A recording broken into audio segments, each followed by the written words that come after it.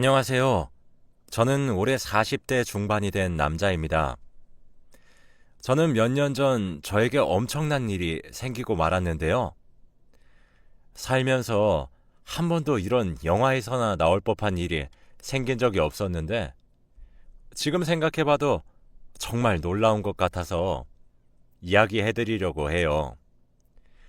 사람 함부로 만나면 안 된다는 사실을 뼈저리게 느꼈습니다.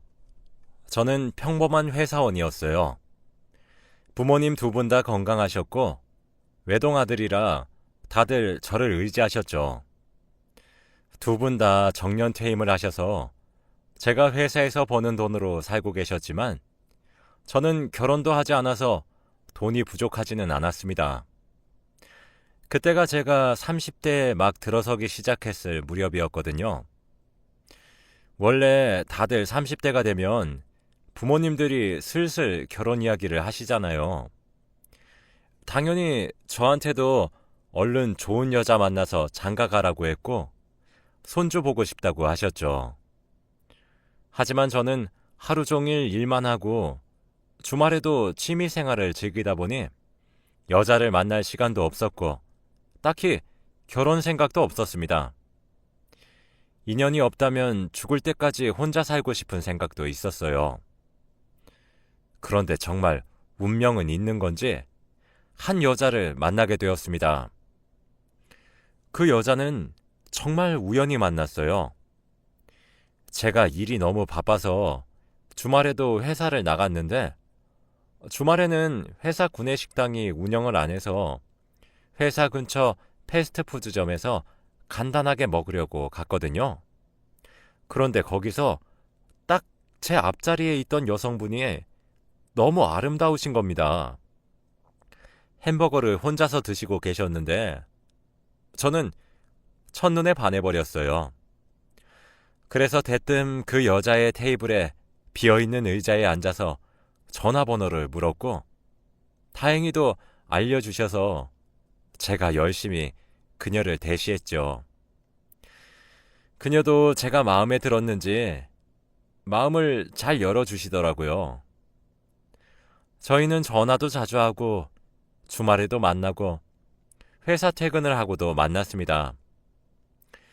제가 처음 봤을 때부터 한국 사람은 아닌 것 같다고 느꼈지만 한국말을 너무 잘해서 몰라봤는데 알고 보니 북한 사람이라고 하더라고요. 몇 년 전에 탈북해서 한국으로 왔고 지금 국적은 한국이라고 했습니다. 저는 한 번도 탈북자를 본 적이 없고 TV 속에서만 보던 사람을 보니까 되게 신기하더군요. 그래서 실례가 안 된다면 어떻게 탈북했는지 이야기를 해달라고 요청했고 그녀가 흔쾌히 허락해 주어서 탈북 이야기를 들려주었습니다. 정말 제가 TV 속에서 본 것처럼 중국을 갔다가 여기저기 돌아서 한국으로 왔다고 하더라고요. 그리고 울면서 부모님 보고 싶다고 하고 두고 온 동생이 있다고 하면서 펑펑 우는데 저도 모르게 감정이 입이 돼서 울게 되는 거 있죠? 가족들과 다 같이 탈북을 했는데 흩어져서 혼자 남한으로 올 수 있었다고 합니다. 지금 어디서 뭐 하는지 모른다고 했고요. 이 여린 여자가 혼자서 그런 아픔을 가지고 있다고 생각하니 제가 많이 위로해주고 도와주어야겠다고 생각했어요. 저는 그 여자를 보고 전혀 이질감이나 괴리감이 느껴지지 않았고 같은 대한민국 사람으로 느껴지더라고요. 그 여자에게 고백을 했고 저희는 연애를 시작했습니다.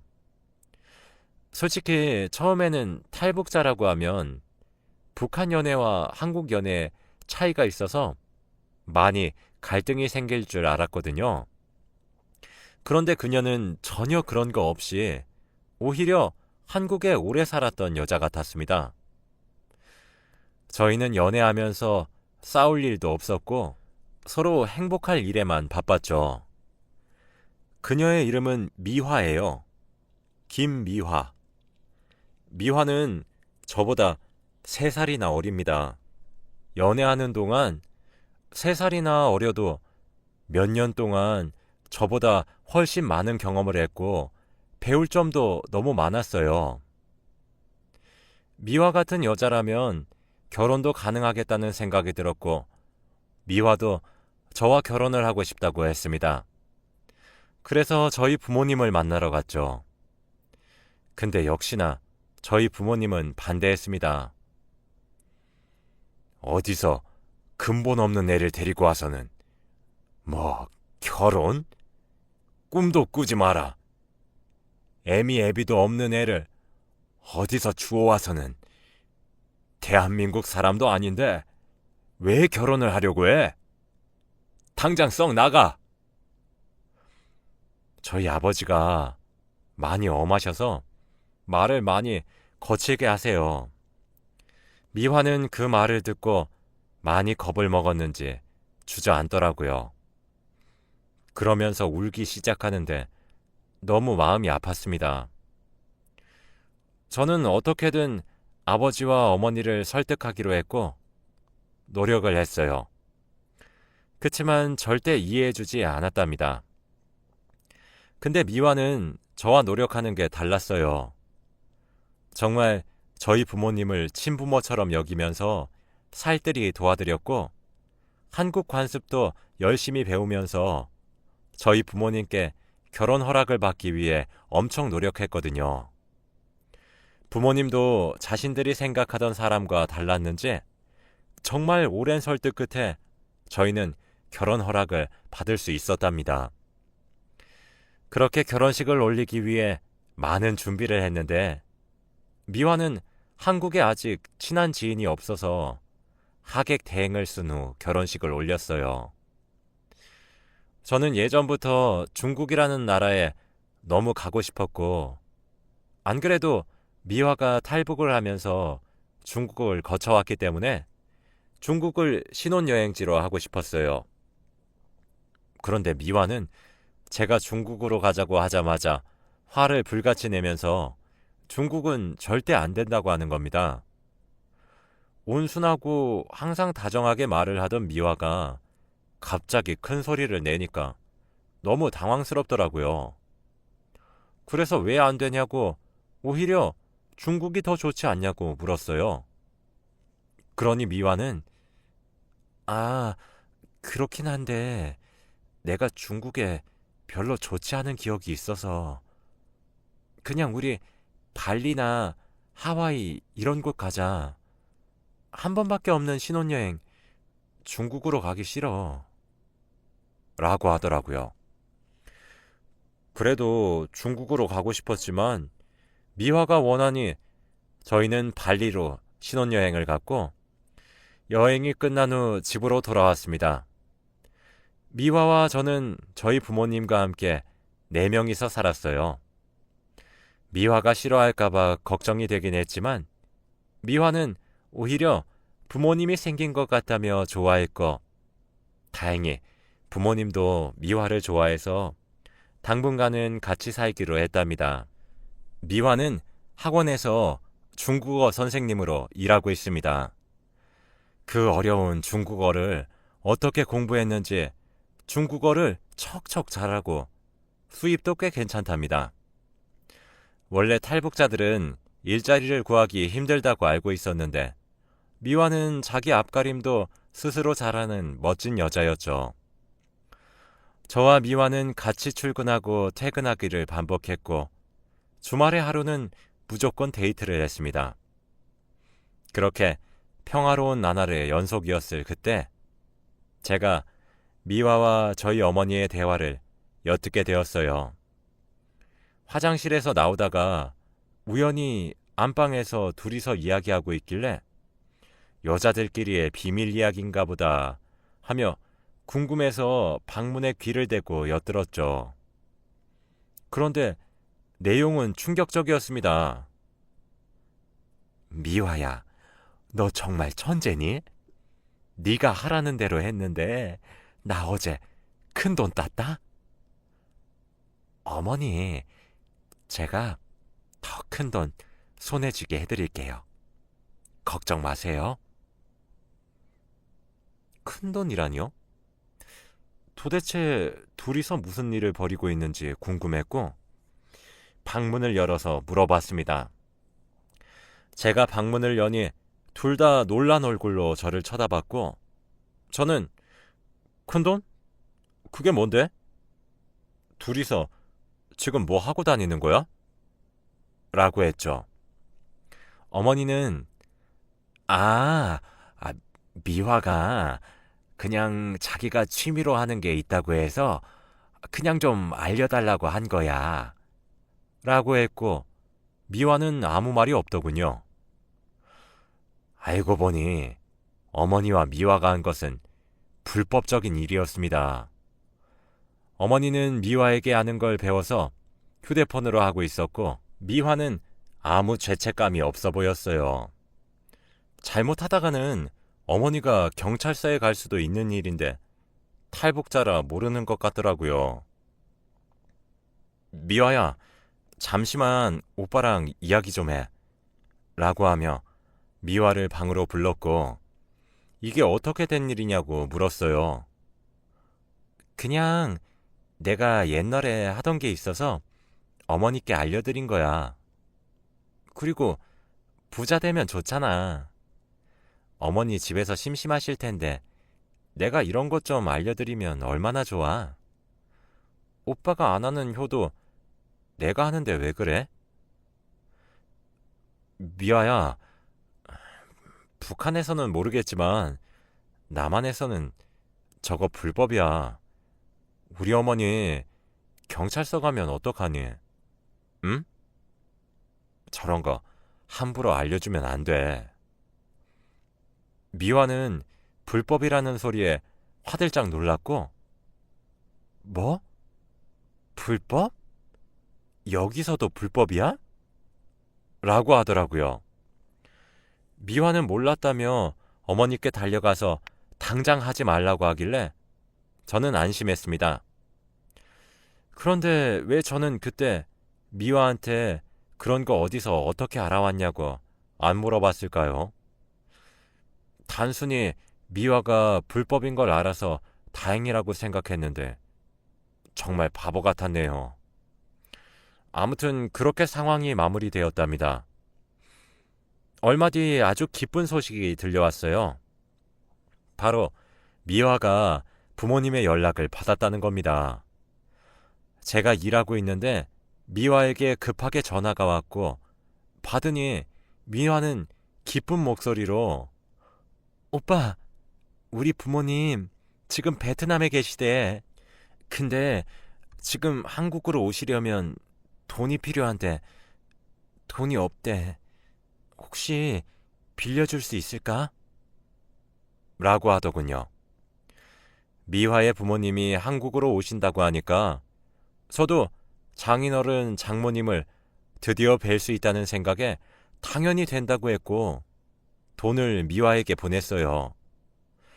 그런데 미화가 말한 액수가 좀 크더라고요. 무려 400만 원이었습니다. 탈북자라서 여권도 없고 비밀리에 보내주는 거라 비싼가 보다 했고 가족이니까 돈 계산 철저히 하지 말자고 여겼어요. 미화는 고맙다고 했고 저는 언제쯤 오실 것 같냐고 물어보니 미화는 조만간이라고만 하고 정확한 날짜를 말해주지 않더라고요. 그래도 어디서 뭘 하는지 죽었는지 살았는지도 몰랐었던 부모님의 연락을 받은 미화가 얼마나 기뻤을지 생각하니까 저도 덩달아 행복해졌습니다. 그런데 미화는 저에게 이런 부탁을 한두 번 한 게 아니에요. 지금 부모님이 어디라서 돈을 보내달라, 거의 다 도착했으니 돈을 보내달라, 이런 식으로 부탁하면서 제 돈을 많이 빌려갔습니다. 아내이긴 하지만 그래도 제 돈이 어디서 쓰이는지도 정확히 알지 못한 채 이렇게 나가니까 조금 수상하더라고요.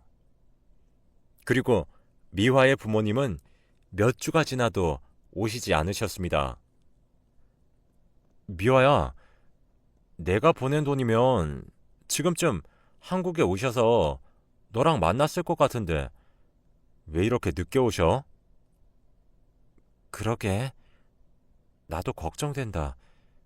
우리 부모님 돈 받고 튄 건 아니겠지? 우리 부모님 그럴 사람 아닌데.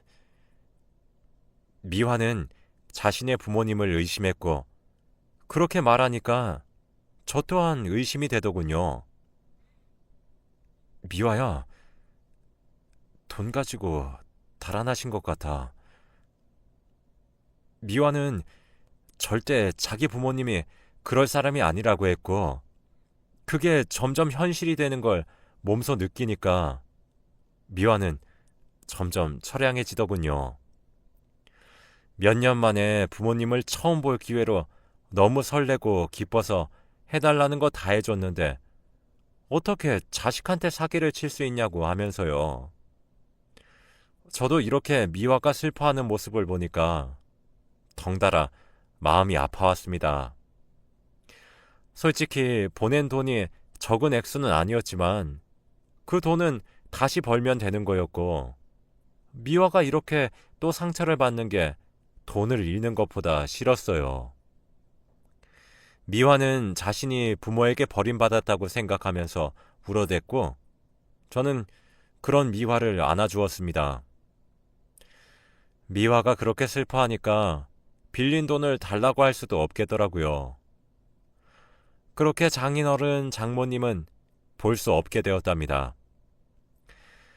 제가 미화가 너무 슬퍼하고 혼자라는 생각을 많이 하니까 친구라도 사귀었으면 좋겠다는 생각에 열심히 알아보고 미화에게 탈북자 친구들을 만나는 행사를 추천해 줬어요.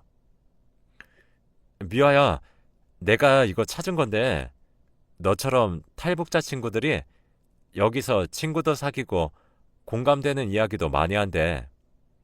여기 가서 너도 친구들 사귀어 보는 거 어때?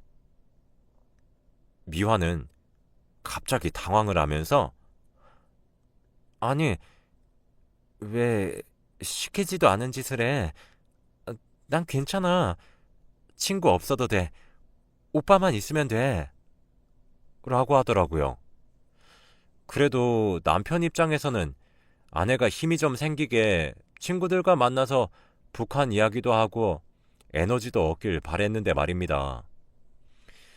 근데 생각해보니 저는 미화가 북한 말을 쓰는 걸 본 적이 없더라고요. 처음 봤을 때부터 미화는 완벽한 한국어를 썼었고 그리고 학원에서는 늘 중국어를 쓰니까 북한 말을 쓴 걸 본 적이 없었어요. 미화야, 나 너 북한 말 쓰는 거 궁금한데 한번 보여주면 안 돼? 그냥 너무 귀여울 것 같아서 그래. 근데 미화는 갑자기 정색을 하면서 말을 했어요. 오빠, 나 북한에 대한 기억이 별로 좋지 않아서 그러니까 앞으로 북한 이야기 꺼내지 말아줄래? 그리고 나 북한 떠난 지 오래돼서 기억 안 나. 한 번도 미화는 저에게 정색을 하고 말한 적이 없었는데 그 모습을 보니까 왠지 모르게 섬뜩했고 제가 알던 미화의 모습이 아니라서 많이 당황스러웠어요. 그 뒤로 다시는 미화한테 북한 이야기를 못하겠더라고요. 그렇게 또 몇 달이 흘렀습니다. 그동안 미화는 학원 일로 되게 바빴고 저도 회사 일로 되게 바빴어요. 많은 사람들이 저희가 아이를 왜 안 낳았는지 궁금하실 텐데 이유는 사실 없지만 그냥 둘이서 있는 게 좋았고 일이 너무 바쁘다 보니 시기를 놓친 것 같아요. 미화랑 저도 아이에 대한 욕심이 없어서 계획이 없었습니다. 지금 생각해보면 그게 정말 다행이었던 것 같아요. 아무튼 미화는 일에 너무 빠져 살았는지 집에 와서도 일을 하고 있더라고요. 매일같이 중국어로 되어 있는 메일을 받았고 그걸 답장을 하는 것으로 모자라 누군가에게 계속 전화가 와서 중국어로 받았습니다. 근데 미아가 원래 쓰던 폰이랑 학원 업무용 휴대폰이 2개 있거든요. 주말 내내 학원 업무용 휴대폰에서 전화가 울렸습니다. 미아야, 누군데 그렇게 주말에도 전화를 해? 아, 우리 학원 학생이야. 모르는 게 있나 봐. 저는 솔직히 그때 미화가 조금 의심스러웠지만 중국어를 할 줄 모르는 제가 뭘 어떻게 할 수 있었겠습니까? 미화는 제가 못 알아듣는 걸 아니까 일부러 방에 들어가서 전화를 받지도 않았고 제 옆에서 받더라고요. 그래서 한 번은 제가 너무 궁금해서 전화를 하고 있는 미화 쪽으로 번역기를 돌려답니다. 미화의 중국어 발음은 학원 강사를 해서 그런지 또렷했고 번역도 잘 되었죠. 그런데 번역된 내용은 정말 충격적이었습니다. 그래서 얼마 벌었다고? 그래, 잘했어. 내가 곧 갈게. 내가 없으니까 돈이 안 벌리네. 내가 한국으로 도망만 안 쳤어도. 우리 아들이랑 딸 다 잘 있지? 라고 하는 게 아니겠습니까? 그때 갑자기 예전에 미아가 저희 어머니에게 불법적인 일을 알려주었던 것이 떠올랐어요. 저는 상황 파악이 안 됐고 그때 미화에게 번역본을 보여주면서 이게 뭐냐고 물어보았더니 미화가 당황을 하면서 손을 벌벌 떨더라고요. 아들, 딸은 도대체 뭐고 한국으로 도망친 건 또 뭡니까? 이게 꿈인지 현실인지도 모르겠더라고요. 그렇게 점점 현실인 것을 확신하고 있을 때 미화도 결심했는지 저에게 그래서 어쩔 건데? 라고 하는 겁니다. 저에게 얼굴색 하나 안 변하고 거짓말한 사람이 어떻게 이렇게 당당할 수 있나요? 그래, 나 탈북자 아니야. 중국에서 넘어온 중국인이었다고. 그리고 중국에서 한 건 했다가 일이 커져서 한국으로 도망친 거야. 아들이랑 딸도 중국에 있어. 미화의 말을 도저히 믿을 수가 없었어요. 순진하고 온순한 미화가 어떻게 이런 반전이 있을 수 있나요? 저는 입이 떡 벌어진 상태에서 말문이 턱 막혔고 미화는 오히려 당당했습니다. 그러니까 내가 큰돈 벌어준다고 했잖아. 그때 나 안 맞고 내 말만 들었으면 지금쯤 부자 되어 있었을 텐데.